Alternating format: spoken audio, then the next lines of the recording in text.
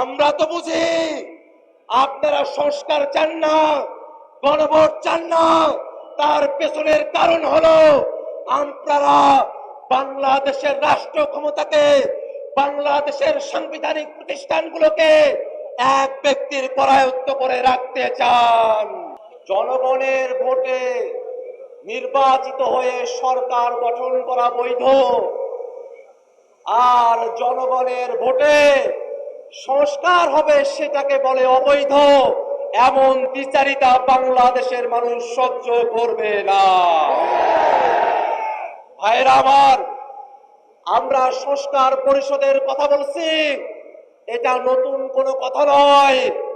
ঐক্যমত্য কমিশনে ৩০টির উপরে রাজনৈতিক দল একমত হয়ে সকলে এক কথা বলে সংবিধানের টেকসই পরিবর্তনের জন্য, সংস্কার সাধনের জন্য, সংস্কারকে টেকসই করার জন্য সংশোধনী নয়, সংবিধান সংস্কার পরিষদের বিষয়ে সকল রাজনৈতিক দল আমরা একমত হয়েছিলাম। কিন্তু দুর্ভাগ্যের বিষয়, ভোটের আগে পর্যন্ত তারা ফরমালি গণভোটের বিপক্ষে বলে নাই, কিন্তু ভোটের পরে টু-থার্ড মেজরিটি পাওয়ার কারণে তারা জনগণের রায়কে বিধ্বংগুলি দেখানোর সাহস করছে। জনগণ গণভোটের মধ্য দিয়ে বাংলাদেশের রাষ্ট্র কাঠামোতে যে পরিবর্তন চেয়েছে, আজকে 2/3 ক্ষমতার জোরে তারা সেটাকে অমান্য করার পায়তারা করছে। ভাইরা আমার, তারা সংবিধানের কথা বলছে, আমরাও বলি দেশ পরিচালনা করতে সংবিধান লাগবে, কিন্তু সেই সংবিধান ৭২-এর মুজিববাদী সংবিধান না। সেই সংবিধান শেখ হাসিনার সংবিধান না। সেই সংবিধান কোন দল বিএনপির সংবিধান না।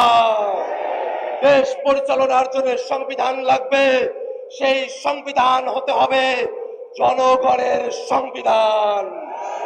আর সেই সংবিধানে জনগণের কথাগুলো থাকবে, তার অন্যথা আমরা হতে দেব না। আমরা তো বুঝি আপনারা সংস্কার চান না, গণভোট চান না। তার পেছনের কারণ হলো আপনারা বাংলাদেশের রাষ্ট্র ক্ষমতাকে, বাংলাদেশের সাংবিধানিক প্রতিষ্ঠানগুলোকে এক ব্যক্তির করায়ত্ত করে রাখতে চান। গণভোট মেনে নিলে সাংবিধানিক প্রতিষ্ঠানগুলোতে নিয়োগ স্বচ্ছ হবে, আপনাদের কর্তৃত্ব এককভাবে থাকবে না। সেই কারণে আপনারা গণভোট চান। গণভোট মেনে নিলে তত্ত্বাবধায়ক সরকারের অন্তর্বর্তীমূলক সম্মিলিতভাবে একটা কাঠামো আসবে, আপনারা সেটা চান না। গণভোট কার্যকর হলে উচ্চকক্ষ হবে ভোটের পিয়ার অনুযায়ী, আপনারা সেটা চান না। আপনারা মৌলিক কাঠামোর পরিবর্তন চান না, এ কারণে এই গণভোট চান না। আমরা বলতে চাই, সংসদে আপনাদের সংখ্যাগরিষ্ঠতা থাকতে পারে, কিন্তু বাংলাদেশের জনগণ 70% সংখ্যাগরিষ্ঠতা নিয়ে রাজপথে আছে। এই জনগণকে কোনোভাবেই অমান্য করে আপনারা টিকে থাকতে পারবেন না।